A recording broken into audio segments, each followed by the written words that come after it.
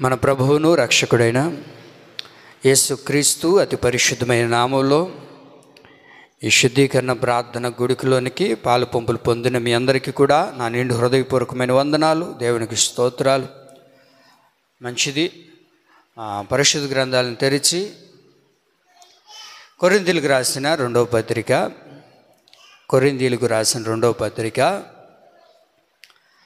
5వ అధ్యాయం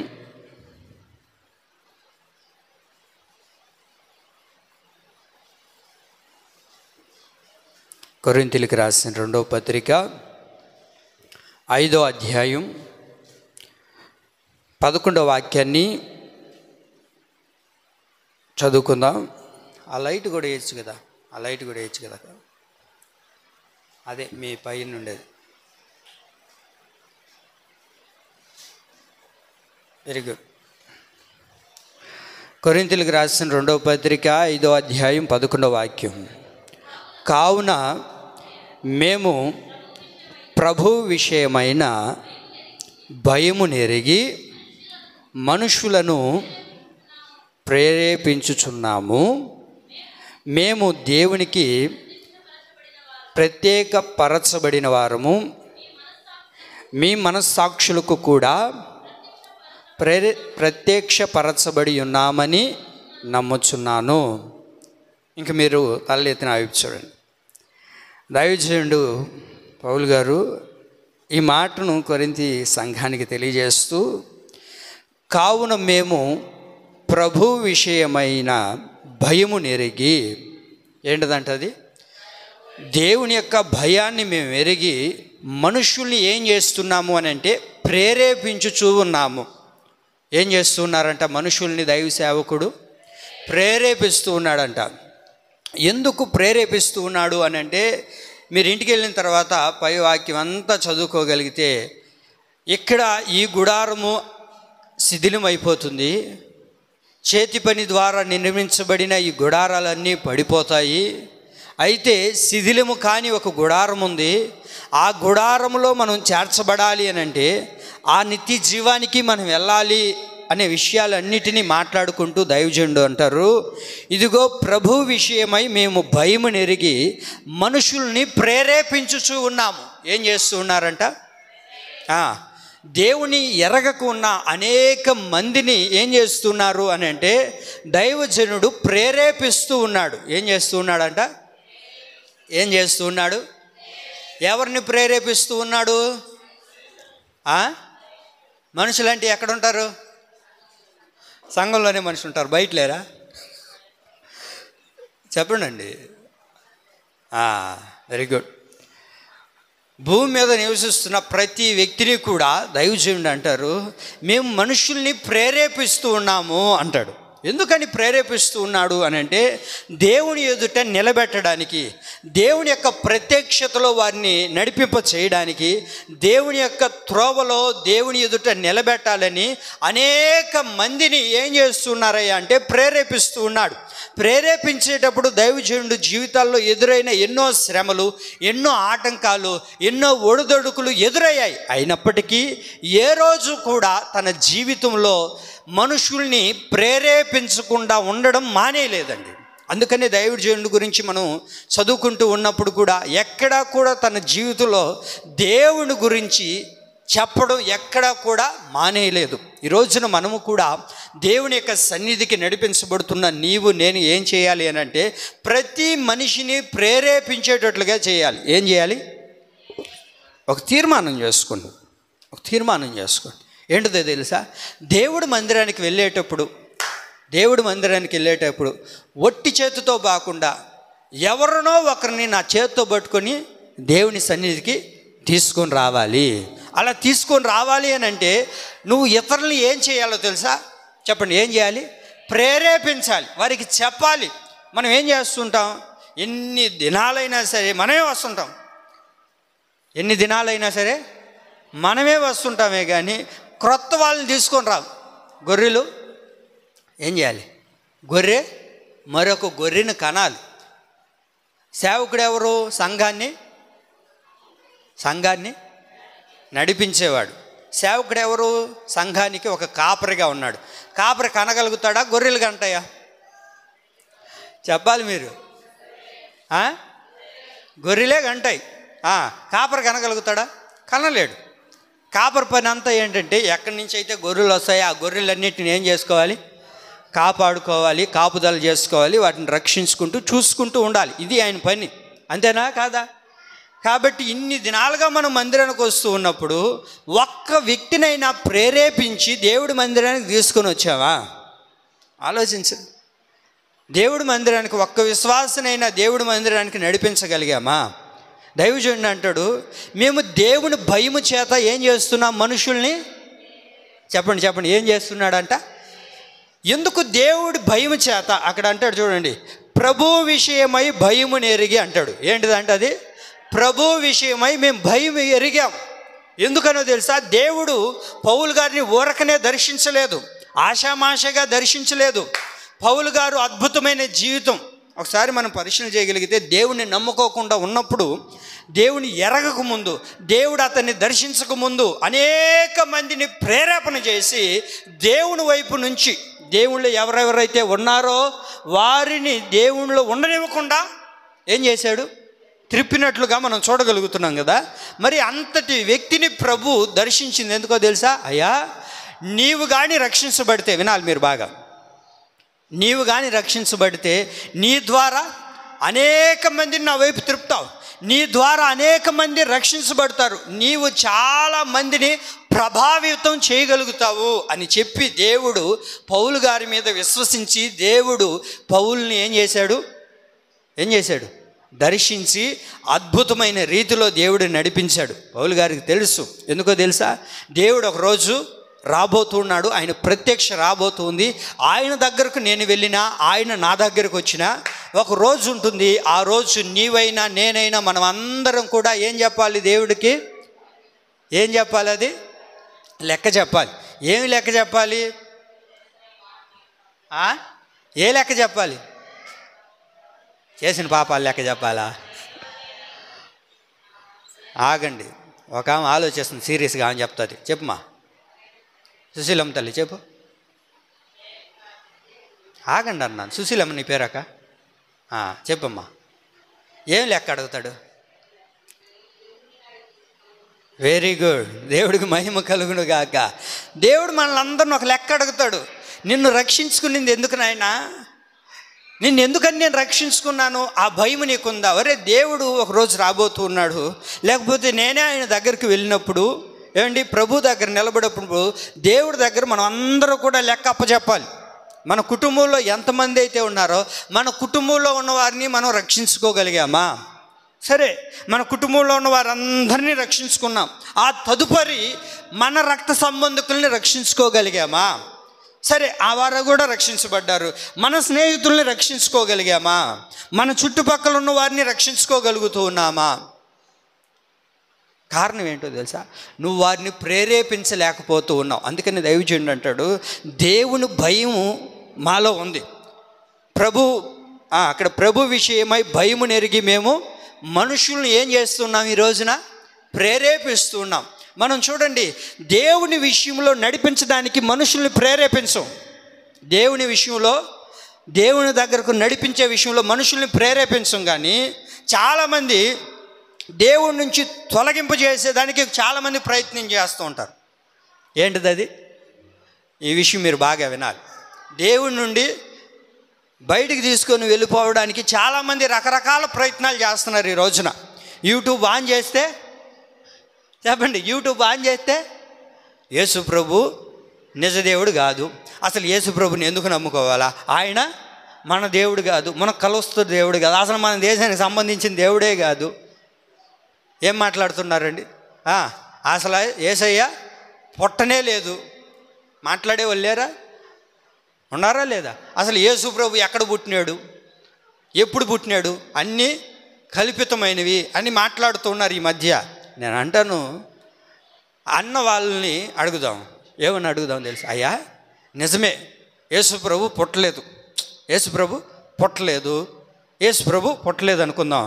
మరి నీ పుట్టిన డేట్ చెప్పు అని అంటే ఏం చెప్పాలా? ఎక్కడి నుంచి చెప్తారు?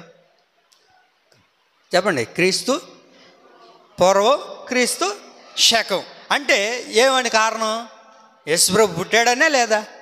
మరి యేసుప్రభు పుట్టకపోయి ఉంటే దాన్ని ఎందుకు తీసుకొని రావాలి? ఏమండి, చాలామంది రకరకాలుగా మాట్లాడి దేవునిలో నుంచి వెళ్ళిపోవాలని ప్రేరేపణ చేసేవాళ్ళు చాలామంది ఉన్నారు. రకరకాలుగా మాట్లాడే వాళ్ళు ఉన్నారు. నా దేవుని ప్రియులారా, నువ్వేం చేయాలో తెలుసా? ఒక క్రైస్తవుడుగా, ఒక క్రైస్తవురాలిగా అనేక మంది మనుషులను నువ్వు దేవుని వైపు త్రిప్పే వ్యక్తిగా మారాలి. ఏం చేయాలా? అనేక మందిని దేవుని చెంతకు త్రిప్పే వ్యక్తిగా మారాలి. వారిని ప్రేరేపణ కలగజేయాలి. ఏం చేస్తున్నాం మనం ఈ రోజున? ఇతరులను ప్రేరేపణ చేయగలుగుతున్నామా? ఒక తీర్మానం చేసుకోండి. ఎంత మట్టుకైనా సరే, ఏ విధము చేతనైనా ఏదో ఒక మనిషిని చేతబట్టుకొని తీసుకొని రావాలి. హల్లెలూయా. ఏం చేయాలి? ఊరకనే రాగాకండి మందిరానికి. ఎవరో ఒకరిని చేతబట్టుకొని మందిరానికి తీసుకురావడానికి ప్రయత్నించండి.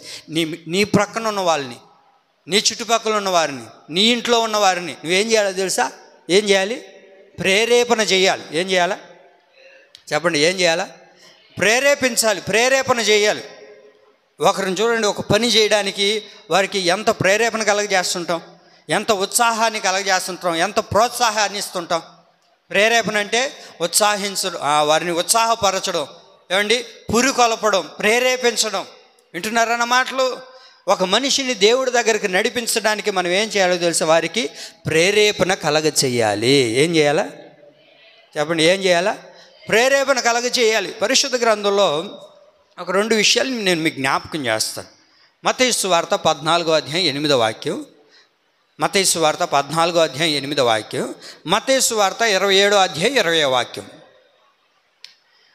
ఈ 2 అధ్యాయాల్లో మీరు వినాలి. మత్తయి సువార్త 14:8, మత్తయి సువార్త 27:20. ఇక్కడ వినండి. 14వ అధ్యాయంలో ఏమని ఉందంటే, దైవజనుడు యోహాను గారిని పట్టుకొని చెరసాలలో బంధించిన తర్వాత వినాలి.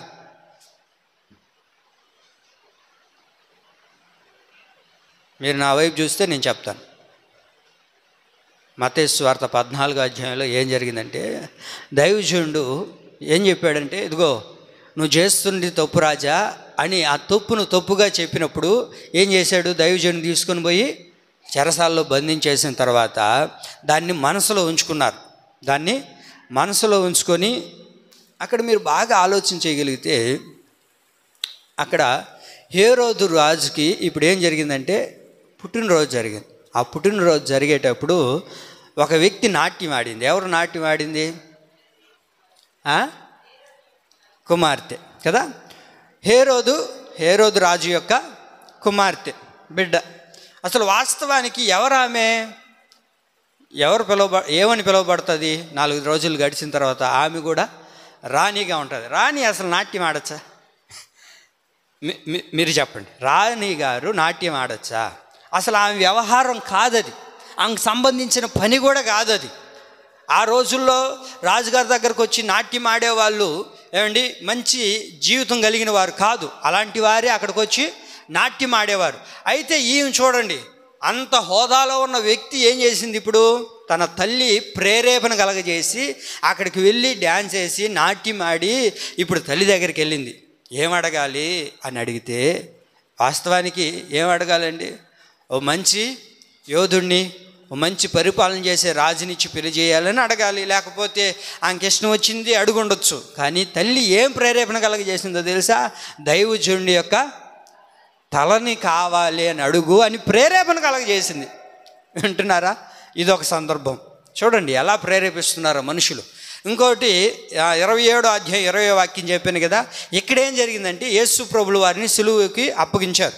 అప్పగించిన తరువాత వినాలి, రాజుగారు అడుగుతున్నారు, ఈయనలో నాకు ఏ తప్పిదం కనబట్టలేదు అని అడిగినప్పుడు, లేదు మీరు ఆయన్ని సిలువ వేయాలి అని చెప్పి అక్కడున్న జనసమూహాన్ని అంతటినీ కూడా ప్రధాన యాజకులు, యూదులు, శతాధిపతులు వారందరూ కూడా జనుల్ని ప్రేరేపణ కలగజేశారు. ఏమని ప్రేరేపిస్తున్నారు తెలుసా?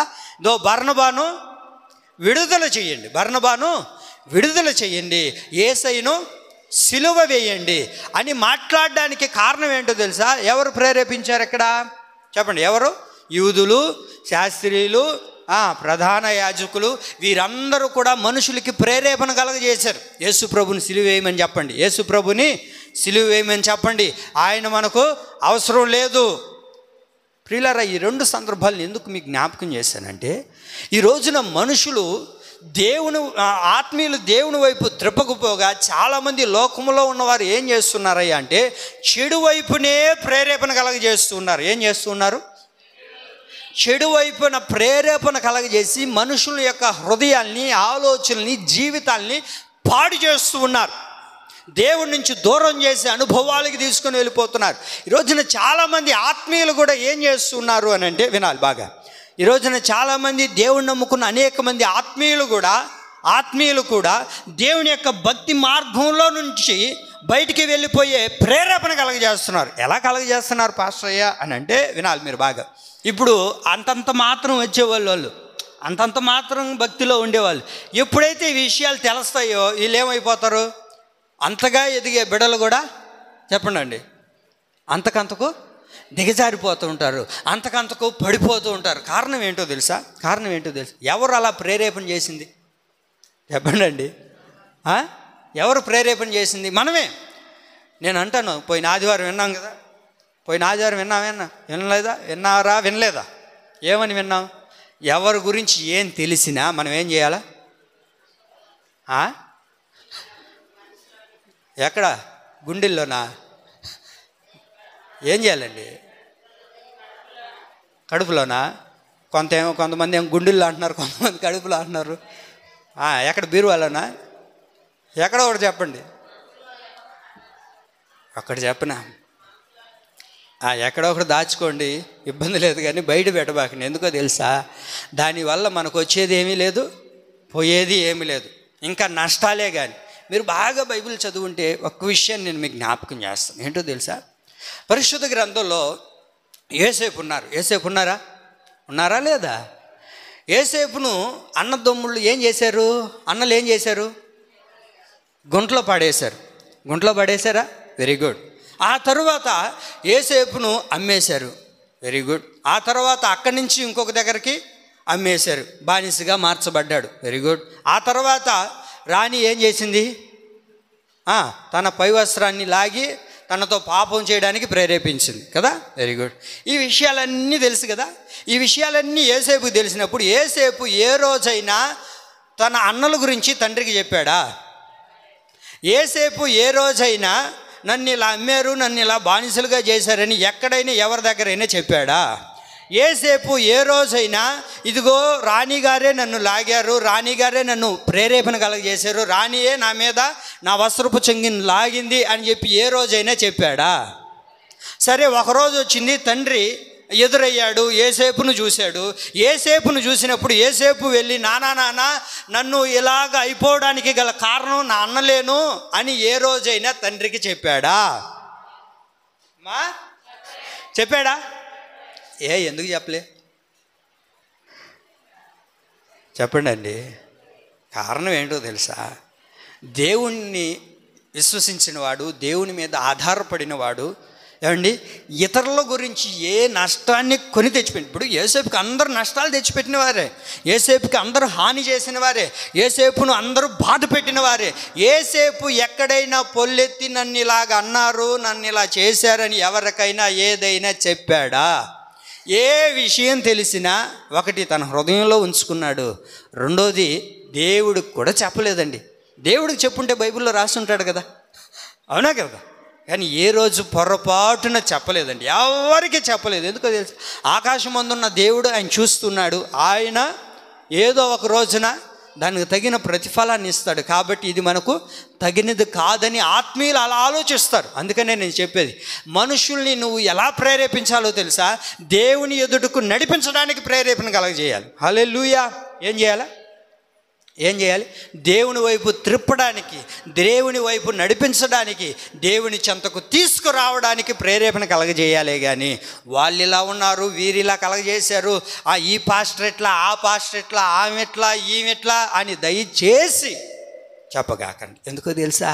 ఒకవేళ చెప్పావా అది నీతో ఆగదు, అది 10 మందికి చుట్టుకొని. అందుకనే రాజుగారు నోట్లో ఏమి ఇరుక్కునింది? చిన్న పుల్లే. అది ఏమైపోయింది చివరికి? మానైపోయి మొక్క అయిపోయి దానికి పండ్లు కూడా కాస్తున్నాయా అనేటట్టు అయిపోయింది. కాబట్టి దయచేసి నీ ఇంట్లో ఉన్నవారికి ఏమండి, నీ ఇంట్లో ఉన్నవారైనా, నీ ఆత్మీయులైనా, మీ సేవకులైనా, నీతో ఉన్నవారైనా పొర్రపాటున ఏ విషయం నీకు తెలిసినా ఏం చేయాలా? చెప్పండి అండి, ఏం చేయాలా? దాచుకొని ఏమండి నీ హృదయంలో ఉంచుకోవాలి. అంతేగాని ఇతరులకి చెప్పి నువ్వు వారిని ఏం చేస్తున్నావు తెలుసా? ప్రేరేపణ కలగజేస్తున్నావు. వినాలి మీరు బాగా. యువతని ప్రేరేపణ కలగజేసి పాడు చేస్తుంది ఇవే. యువతని పాడు చేస్తుంది ఇవే. అందుకనే దయచేసి జాగ్రత్తగా మీ బిడ్డలను జాగ్రత్తగా కాపాడుకోండి. అర్థమవుతుందా? జాగ్రత్తగా మన బిడ్డలను కాపాడుకోవాలి, జాగ్రత్తగా కాపాడుకోవాలి. ఎందుకంటే రోజులేవి మంచిగా లేవు, ఎప్పుడు ఏం జరుగుతుందో తెలియదు. ఇప్పుడు ఒకటి చూస్తేనే కదా మనకు ప్రేరేపణ కలుగుతుంది. వింటున్నారా లేదా? ఒకటి చూస్తేనే కదా మనకు ప్రేరేపణ కలుగుతుంది. కాబట్టి ఈ ప్రేరేపణ అనేది చాలా ఏమండి ప్రభావితమైంది, చాలా ప్రభావితమైంది. ఒకటిని చెడగొట్టాలన్నా ప్రేరేపణ చేయాలి, ఒకటిని బాగుపరచాలన్నా ఏం చేయాలా? ప్రేరేపణ చేయాలి. ప్రేరేపణ అనేది చాలా ముఖ్యమైనది. కనుకనే దేవుణ్ణి నమ్ముకున్న బిడ్డలైన మనం కూడా ఏం చేయాలో తెలుసా? అనేక మంది మనుషులను దేవుని వైపు త్రిప్పే ప్రేరణ కలిగిన వారిగా ఉండాలి. హల్లెలూయా. ఏం చేయాలి? అనేక మందిని దేవుని వైపు తిప్పే ఒక ప్రేరణ కలిగిన వారిగా ఉండాలి. ఒక మనిషికి నువ్వు ఏదైనా చెప్తే వాళ్ళు ఆ ప్రేరేపణ కలగాలి. ఏం చేయాలా? చెప్పండి. ప్రేరణ కలగాలి, ప్రేరేపణ కలగాలి. ఈ మధ్య చూడండి, బళ్ళు ఎప్పుడైతే మూసారో ఏప్రిల్, మే, జూన్, జూలై, అబ్బా ఎట్ట తిరిగారో అటు తిరిగినారు. ఎవరు? స్కూల్ పిల్లలు కాదు. Very good. ఎవరు వాళ్ళు? టీచర్ అమ్మలు. ఎందుకు తిరిగారు? మా స్కూల్లో చేరండి, మా స్కూల్లో చేరండి, మా స్కూల్లో చేరండి అని ఏం చేయడానికి వెళ్ళారు? ప్రేరేపణ కలగజేయడానికి. మా స్కూల్లో చేరండి, ఇప్పుడే మేము పెద్ద బిల్డింగ్ కూడా కడుతున్నాము, ఇంతకుముందు రేకులు ఉన్నాయి, రేకులు తీసేసి కింద అపార్ట్మెంటే కాదు పైన కూడా అపార్ట్మెంట్ కట్టినాము. చెప్పండి, చెప్పినారు లేదా? చెప్పండి అండి. మా స్కూల్లో మంచి ఎడ్యుకేషన్ ఉంటుంది, మా స్కూల్లో బాగా చెప్తాము, మా స్కూలుకున్న పేరే వేరు, కాబట్టి మా స్కూల్లో చేర్పించండి, మా స్కూల్లో ఎక్కువ మంది ఉన్నారు, బాగా నేర్పిస్తాము అని చెప్పారా లేదా? వాళ్ళు చెప్పి చెప్పి చెప్పి చాలామందిని ప్రేరేపణ చేసి తీసుకొని పోయారా లేదా? తీసుకొని పోయారు. కారణం ఏంటో తెలుసా? నువ్వు ఎంత ప్రేరేపిస్తావో అంత ప్రభావితం అవుతారు మనుషులు. అర్థమవుతుందంటండి, అవునా కదా? చాలామంది చూడండి నక్సలైట్లుగా మారిపోతుంటారు. కారణం ఏంటి? ఎవరో ఒకరు ప్రేరేపించాలి, ఎవరో ఒకరు వారిని మోటివేషన్ చేయాలి. అట్లా నువ్వు దేవుని చెంతకు నడిపించడానికి నువ్వేం చేయాలో తెలుసా? ఈ రోజు నుంచి ఇతరులను ఏం చేయాలా? ప్రేరేపణ చేసే వ్యక్తిగా మారాలి. ఆమె ఏం చేయాలా? ఇతరులను ప్రేరేపించాలి. దేవుని చెంతకు నడిపించడానికి ప్రేరేపించండి. వారికి దేవుని గురించి చెప్పాలి, దేవుని చెంతకు నడిపించడానికి మనం సాహసం చేయాలి. అంతేగాని ఉన్న భక్తిని పోగొట్టడానికి ప్రేరేపణ అస్సలు చేయగాకండి. ఎందుకంటే అది మంచి పద్ధతి కాదు. ఇక్కడున్న ఇద్దరు కూడా అదే చేశారు. వారు మంచి నడవడికల్లో నడిపించట్లేదు, ఉన్న జీవితాన్ని పాడు చేయడానికే చేశారు. కనుకనే దేవుని ప్రియులారా, దేవుని చెంతకు వస్తున్న మనము ఎలాంటి ప్రేరేపణ కలగజేస్తున్నాం, మనుషులకి ఎలాంటి ప్రేరణ కలగజేసే వ్యక్తులుగా మనం ఉండగలుగుతున్నాం, ఇతరులకి ఎలాంటి ప్రేరణ కలగజేస్తున్నాం, మన ప్రేరణ ద్వారా, మన ప్రేరేపణ ద్వారా ఏం చేయగలుగుతున్నారు? వింటున్నారా? మన బిడ్డలకి ఏం ప్రేరేపణ చేస్తున్నాం? మన ఇంట్లో వారికి ఏం చెప్పగలుగుతున్నాం? ఎలా వారిని ఉత్సాహపరిచి దేవుని సన్నిధికి తీసుకురాగలుగుతున్నాం? ఎలా ప్రోత్సహించగలుగుతున్నాం అంటండి. వింటున్నారా లేదా నా మాటలు? వింటున్నారా? ఏం చేయాలి? మనం ఇతరులకి ప్రేరేపణ చేయాలి, దేవుని గురించి చెప్పి మనం తీసుకురావడానికి ప్రయత్నించాలి. అర్థమవుతుందా? ఎవరు ఎలా ప్రయత్నిస్తారు, ఎవరు ఎలాగ ప్రయత్నిస్తున్నారు, ప్రేరేపిస్తున్నారు, ఎవరు ఎలా ప్రేరేపిస్తారో ఒక్క 3 మాటలు ఉన్నాయి. అయితే ఈరోజు ఒక్క మాట చెప్తాను. ఎవరు ఎలా ప్రేరేపిస్తారో మీకు తెలియాలి. మనమైతే ఏం చేయాలి? ఆత్మీయులైతే, దేవుని బిడ్డలైతే ఏం చేయాలా? తినేసి బొబ్బోవాలా? చెప్పండి, ఏం చేయాలి? ఇతరులను దేవుని చెంతకు నడిపించడానికి ప్రేరేపించాలి. అయితే ఎవరు ఎలాగ ప్రేరేపిస్తారు అనే విషయాలు మీకు తెలియాలి. మొదటిగా దేవుని ఎరగకుండా ఉండేవాళ్ళు, పాపములో నడిపించబడేవాడు, అంధకారంలో నడిపించబడేవాడు, చీకటిలో నడిపించేవాడు ఎలా ప్రేరేపిస్తాడో చూద్దాం. అర్థమవుతుందా? ఎలా ప్రేరేపిస్తాడో చూద్దాం. సామెతలు 1వ అధ్యాయం, సామెతలు 1వ అధ్యాయం, అందరు బైబిల్ తీసి చూడండి. 1వ అధ్యాయం 10వ వాక్యం. నా కుమారుడా, పాపులు నిన్ను ప్రేరేపింపగా ఒప్పకము అని ఉంది. నా కుమారుడా, పాపులు నిన్ను ప్రేరేపింపగా ఒప్పుకోగాక. పాపులు నిన్నేం చేస్తారు? ప్రేరేపిస్తారు. దానికి నువ్వేం చేయకూడదు? చెప్పండి. ఏం చేయకూడదు?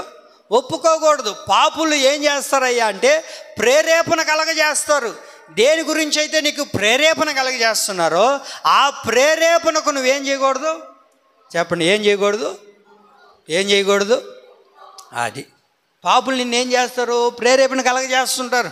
పాపులు అనేవారు మనల్ని ఏం చేస్తుంటారయ్యా అంటే రకరకాలుగా ప్రేరేపణ కలగజేస్తుంటారు, రకరకాల ఆలోచనలు చెప్తూ ఉంటారు, రకరకాలుగా మనల్ని ప్రేరేపణ కలగజేసేటప్పుడు వాటన్నిటికీ కూడా మనము ఏం చేయకూడదు? చెప్పండి గట్టిగా. ఏం చేయకూడదు?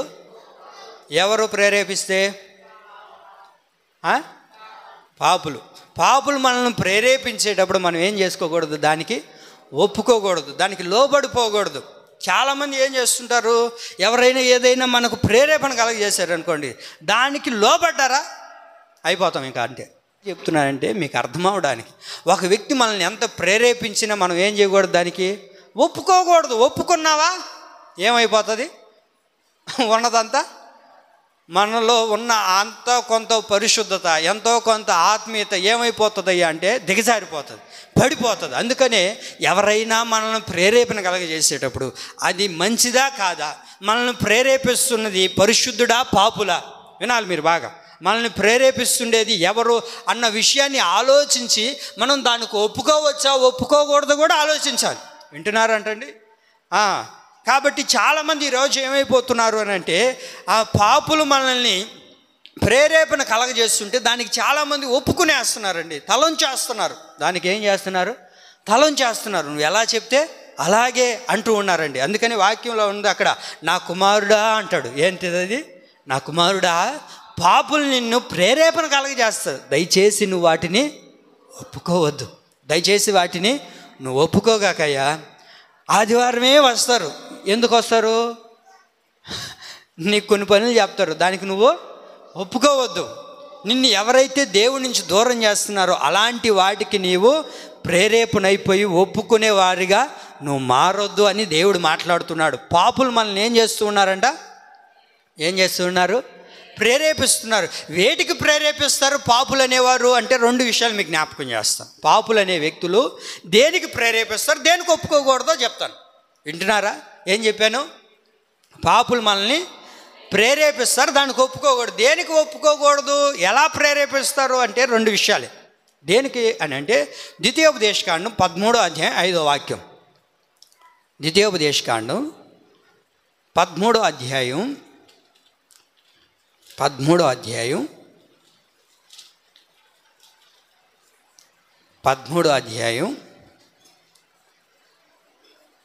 5వ వాక్యం చదువుతారా?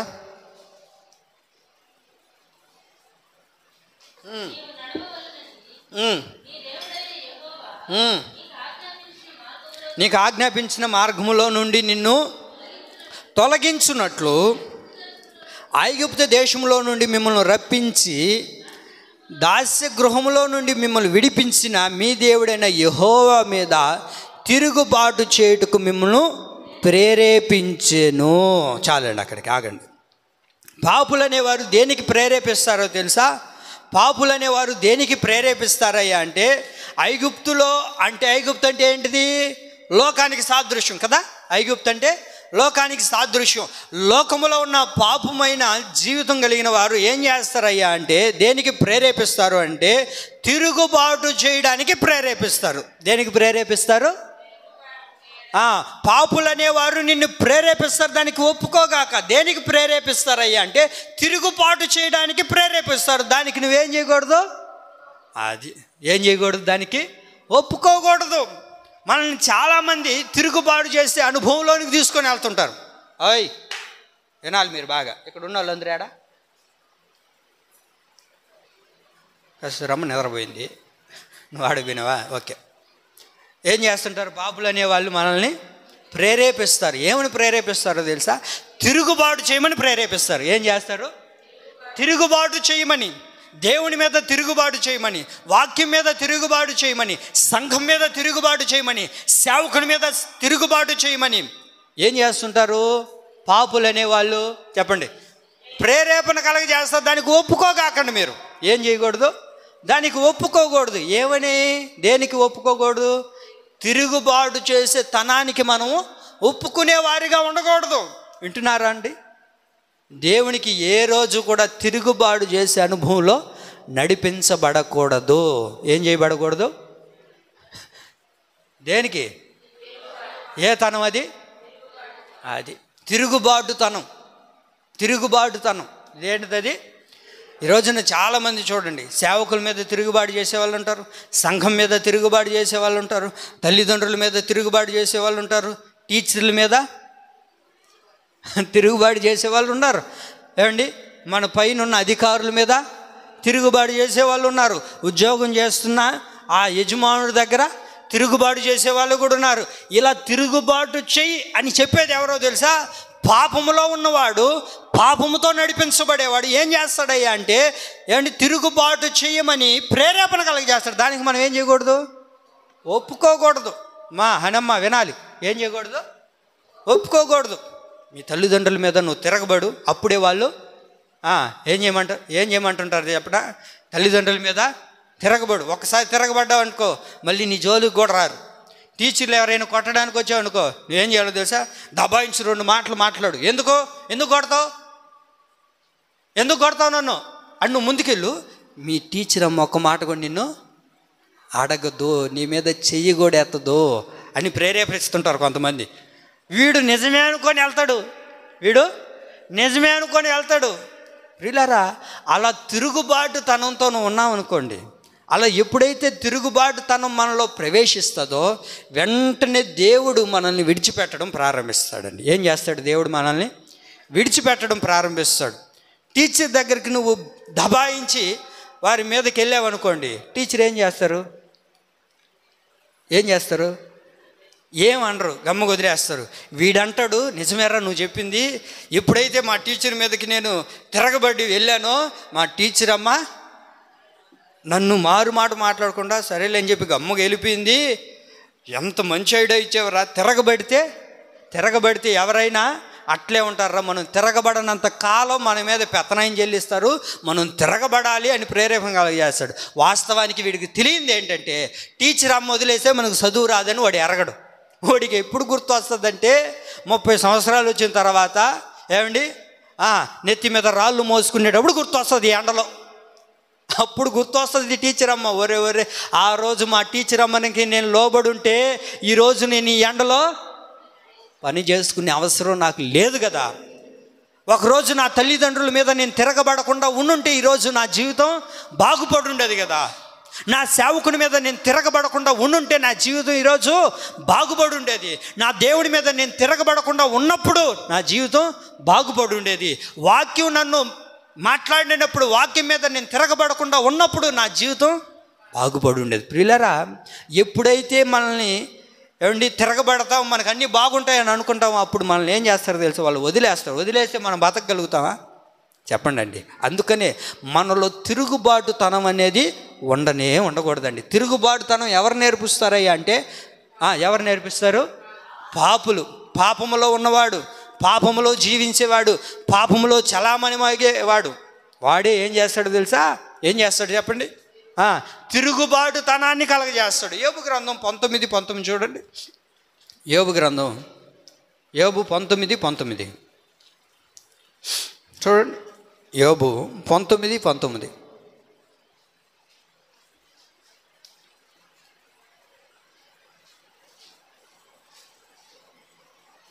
చదవండి.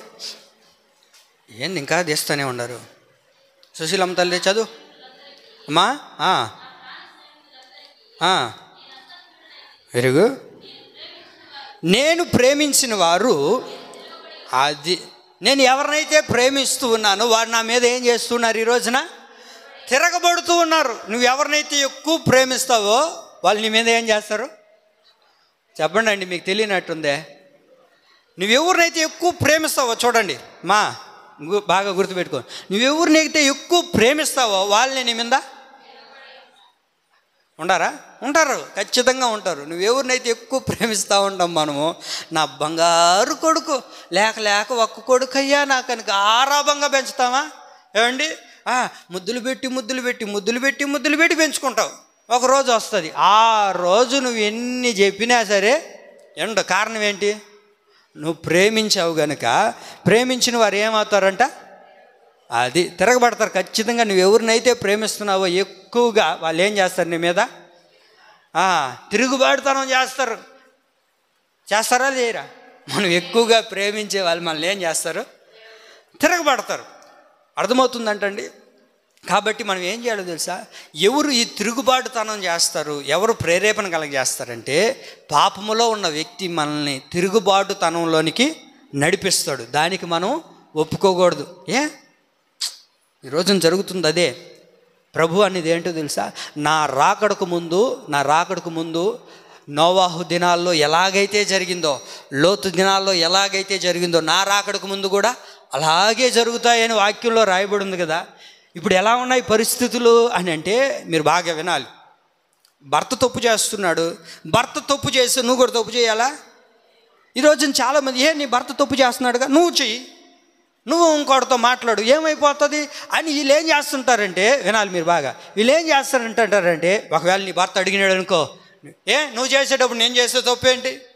నువ్వు చేస్తున్నావుగా, నువ్వు తిరుగుతున్నావుగా, నువ్వు అందరితో మాట్లాడుతున్నావుగా, నువ్వు చేయాల్సినవి చేస్తున్నావుగా, నేను చేసే తప్పేమి అని మాట్లాడు అని అంటారు. ఎవరిల్లు? పాపములో ఉండేవాడు తిరుగుబాటుతనం చేయమని ఒప్పుకోలింపజేస్తాడు. నిజమే, వాళ్ళ మాటలు నువ్వు నమ్మి ఏమండి నీ భర్తకు తెలిసిన తర్వాత నువ్వు చేస్తున్నావుగా, నువ్వు ఉంటున్నావుగా, నువ్వు మాట్లాడితే తప్ప, నువ్వు ఉంటే తప్ప, నువ్వు నన్ను పట్టించుకోవట్లేదుగా అని మాట్లాడారు అనుకోండి, అయ్యగారు ఏమంటాడు తెలుసా? సరే అయితే నీకు నాకు ఇంకా అవసరం లేదు, ఇద్దరు నీ దారి నీది, నా దారి నాది, కాబట్టి నువ్వు పెట్టి చదువుకొని ఇంటికి వెళ్ళి అంటాడు. సరే నువ్వు అదే ఉత్సాహంతో నాకేం ఈడిపోతే ఇంకొకడు ఉండారుగా అని చెప్పి వెళ్ళామనుకోండి, 4 రోజుల తర్వాత ఓడుగో టోపీ పెడతాడు. వాడు టోపీ పెట్టిన తర్వాత గమ్మగా ఇంట్లో కూర్చొని ఏమండి 1-2 నెలలు గడిచిన తర్వాత అప్పుడు లేస్తా ఇంట్లో నుంచి. ఎవరోళ్ళ? మన ఇంట్లో ఉండే వాళ్ళే లేస్తారు. కుదురుగా కాపురం చేసుకునే తెలియక ఎవరెవరో మాటలిని నీ భర్త మీద తిరగబడి ఇంత దాకా తెచ్చుకున్నావు, అప్పుడు నువ్వేం చేసినా ఉపయోగం లేదండి. అందుకని భర్తకు ఏమండి ఏ రోజు కూడా తిరగబడకూడదు. అర్థమవుతుందా? భార్యకు ఏ రోజు కూడా తిరగబడదు. ఇద్దరికీ చెప్తున్నాను నేను ఇక్కడ, ఇద్దరికీ ఒకరికొకరు లోబడే మనస్తత్వంతో నడిపించబడాలి. తిరుగుబాటుతనం వచ్చిందా వెంటనే ఏమవుతాం? పాపులుగా మార్చబడిపోతాం. పాపులు ఏమని ప్రేరేపిస్తారు? తిరుగుబాటుతనం చేయమని. చెప్పండి, ఏం చేస్తారు? తిరుగుబాటుతనం చేయమని ప్రేరేపిస్తారు. ప్రేరేపించబడినప్పుడు ఆ ప్రేరేపణకు నువ్వు ఒప్పుకున్నావా? ఏమైపోతాం? ఏమీ లేకుండా అదో గతి అయిపోతుంది అంతే. వింటున్నారా నా మాటలు? సరే, ఏం జరిగిందో తెలీదు, మొత్తానికి ఒక చిన్న గొడవ అయింది. బైబిల్లో రాయబడలేదు, కానీ నేను అనుకుంటుంది ఏంటంటే చిన్న గొడవ జరిగింది. మనస్పార్థాలు అనేటివి ఏ ఇంట్లో అయినా వస్తాయి. ఏమండి, మనస్పార్థాలు అనేటివి, చిన్న చిన్న మాటలు అనేటివి ఎక్కడైనా ఉంటాయి. కుటుంబంలోనూ ఉంటాయి, సంఘంలోనూ ఉంటాయి, బయట సమాజంలోనూ ఉంటాయి. ఎక్కడైనా చిన్న చిన్న వ్యవహారాల్లోనే ఉంటాయి. వాటిని మనం ఏం చేసుకోవాలా? సర్దుకుంటూ సమ్మతించుకొని ఒకరికొకరు మాట్లాడుకొని ముందుకు వెళ్ళిపోతూ ఉండాలి. ఈ మాట చేయలే. ఏం చేసింది అని అంటే, ఎప్పుడైతే తనలో తిరుగుబాటుతనం వచ్చిందో, ఏమండి తిరుగుబాటుతనం బట్టి కుటుంబాన్ని వదిలేసి భర్తను వదిలేసి వెళ్ళిపోయింది. మీరు బాగా గమనించండి. వెళ్ళిపోయిన తర్వాత దేవుడు అడిగాడు, ఏమ్మా ఎందుకని ఇక్కడ ఉన్నావు అని అంటే దేవుడు చెప్పిన మాట ఏంటో తెలుసా, నాకు అక్కడ నచ్చలేదయ్యా, వాళ్ళే పెళ్లి చేసుకున్నారు, వాళ్ళే అన్నీ చేయమన్నారు, ఈ రోజున ఏదో వచ్చిందని చెప్పి నన్ను తరిమేశారు, నాకు అక్కడ నచ్చట్లేదు, నాకు అక్కడ ఉండాలని లేదు అని అన్నప్పుడు దేవుడు ఏం చెప్పాడు తెలుసా, మరలా నువ్వు ఆ ఇంటికి వెళ్ళి ఏం చేయాలో తెలుసా, అణిగిమణిగుండు. అంతేగాని వారు బడిన తిరగబడితే నీ జీవితమే పాడైపోయేది.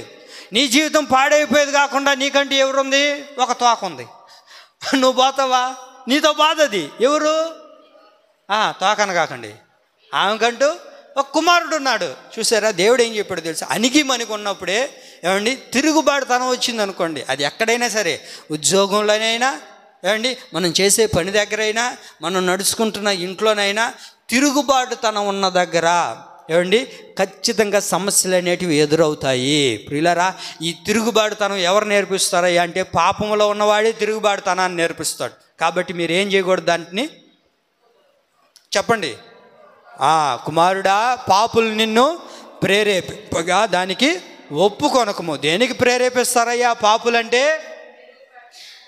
Very good. దేనికి చెప్పాలి మీరంతా, దేనికి ప్రేరేపిస్తారు పాపులు? తిరుగుబాటుతనానికి ప్రేరేపిస్తారు, తిరుగుబాటుతనంతో కొనసాగింపు చేయి అని ప్రేరేపిస్తారు. కనుకనే జాగ్రత్తగా ఉండాల్సిన దినాలు ఇవి. కాబట్టి గుర్తుపట్టాలి, ఎవడు పాపు అనేవాడు ఏం చేస్తాడు తెలిస్తే తిరుగుబాటుతనం చేయమని ప్రేరేపిస్తాడు. రెండో చెప్పి నేను ముగిస్తాను. దేనికి పాపులు అనేవాళ్ళు ప్రేరేపిస్తారయ్యా అంటే రాజుల మొదటి గ్రంథం 21 అధ్యాయం 25వ వాక్యం చూడండి త్వరగా. రాజుల మొదటి గ్రంథం 21:25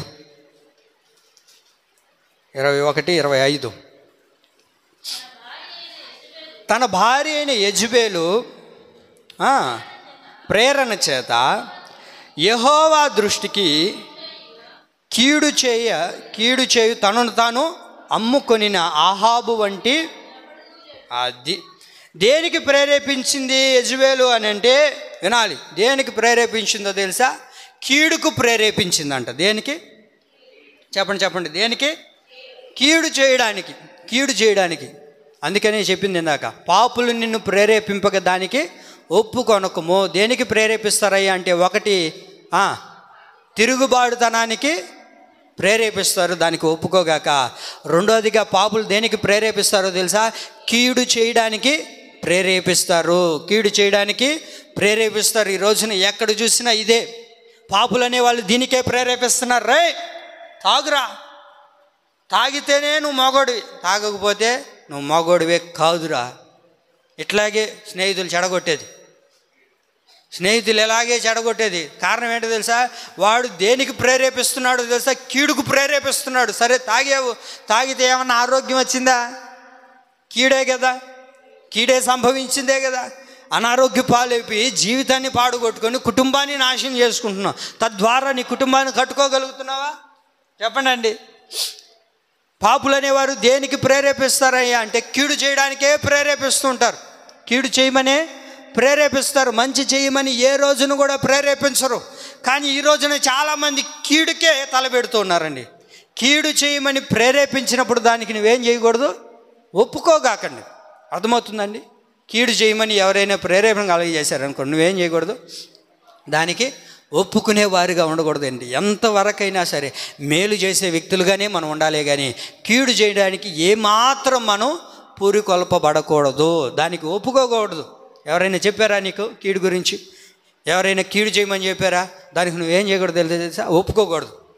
చెప్పేవాళ్ళు చెప్తూ ఉంటారండి, ఎన్నెన్నో మాట్లాడుతూ ఉంటారు. వాళ్ళు మోసం చేయి, వీరిని మోసం చేయి అని రకరకాలుగా మాట్లాడే వాళ్ళు ఉంటారు. దానికి ఒప్పుకున్నామా మన జీవితాలన్నీ కూడా పాడైపోతాయి. అందుకని కుమారుడా, పాపులు నిన్ను ప్రేరేపింపగా దానికి ఒప్పుకొనకము. కీడు చేయడానికి చాలామంది నిన్ను ప్రేరేపణ కలగజేస్తుంటారు. కీడు చేయమని ఏం చేస్తుంటారు? ఈ రోజుల్లో అయ్యే జరుగుతుండే, జాగ్రత్తగా ఉండండి. అర్థమవుతుందా? కీడు చేయమని రకరకాలుగా ప్రయత్నిస్తూ ఉంటారు, రకరకాల ప్రేరేపణ కలగజేస్తుంటారు. ఇదిగో ఏలే నీ భర్తని ఇప్పుడు పెళ్ళిళ్ళు చేసుకోవాలంటేనే భయపడిపోతున్నారు జనాలు. ఏంటిది మయూరక, పెళ్ళిళ్ళు చేసుకోవాలంటేనే భయపడిపోతున్నారు. ఎందుకని? ఎక్కడ చంపేస్తారని, ఎక్కడ చంపేస్తారని. ఇప్పుడు అన్నీ అయ్యే ఏమండి, పెళ్లి చేసుకుంటున్నారు, చేసుకున్న వాళ్ళు గమ్మకుంటున్నారంటే కట్టుకున్నాన్ని 2వ రోజుకే చంపేస్తున్నారు. ఏమండి చూస్తున్నారు. ఇవే కదా వార్తల్లో మనం వింటుండేది, ఇవే కదా మనం చూస్తూ ఉండేది. ఎంత ఘోరంగా మారిపోతున్నారో చూడండి. కీడు చేయడానికే తలపెడుతున్నారు, కీడు చేయడానికే ప్రేరేపిస్తున్నారు. అందుకనే లోకం చెడిపోయింది, లోకం పాపముతో నిండిపోయి ఉన్నది. కనుకనే ప్రియులారా, పాపము చేయడానికి ప్రజలు నిన్ను ప్రేరేపిస్తారు. కీడు చేయమని నిన్ను ప్రేరేపించినప్పుడు దానికి నువ్వేం చేయకూడదు, అది ఒప్పుకోకూడదు. దానికి మనము ఒప్పుకునే వారిగా ఉండకూడదండి. అర్థమవుతుందా? పాపులు అనేవాళ్ళు దేనికి ప్రేరేపిస్తారు? 2 విషయాలు. ఒకటి, కీడు చేయడానికి ప్రేరేపిస్తారు, దానికి మనము ఒప్పుకోకూడదు. రెండవదిగా, కీడు చేయడానికి మనల్ని ప్రేరేపిస్తారు, దానికి మనం ఏం చేయకూడదు, ఒప్పుకోకూడదు. కనుకనే ఆ మనుషుల్ని ఎలాగా ప్రేరేపించి దేవుని చెంతకు నడిపించాలో, దైవజనుడు వారిని ఎలా ప్రేరేపించాడో అలా మనం ఉన్నప్పుడే మన దైనందిన జీవితాల్లో దేవుడు అత్యధికంగా మన జీవితాన్ని ఆశీర్వదించడం ప్రారంభిస్తాడు. ఆమేన్. ఇప్పుడు దేని గురించి విన్నాము? ఒకటి, పాపులు ఎలా ప్రేరేపిస్తారో విన్నాం. అర్థమైందా? ఈసారి సాతానుగాడు ఎలా ప్రేరేపిస్తాడో విందాం. ఆ తర్వాత దేవుడు ఎలా ప్రేరేపిస్తాడో విందాం. ఈ 3 విషయాలు. ఒకటి, ఇప్పుడు దేని గురించి? పాపులు. రెండోదిగా ఏం చెప్తాను అన్నాను? సాతానుగాడు ఎలా ప్రేరేపిస్తాడు. మూడోదిగా దేవుడు ఎలా ప్రేరేపిస్తాడు. పాపులు ప్రేరేపించే దేనిని బట్టి? తిరుగుబాటు చేయమని, రెండోదిగా కీడు చేయమని. కాబట్టి ఈ రెండింటికి దూరం అయ్యి దేవుని కొరకు బ్రతికే వారిగా మనం అందరం ఉందుముగాక. ఆమేన్.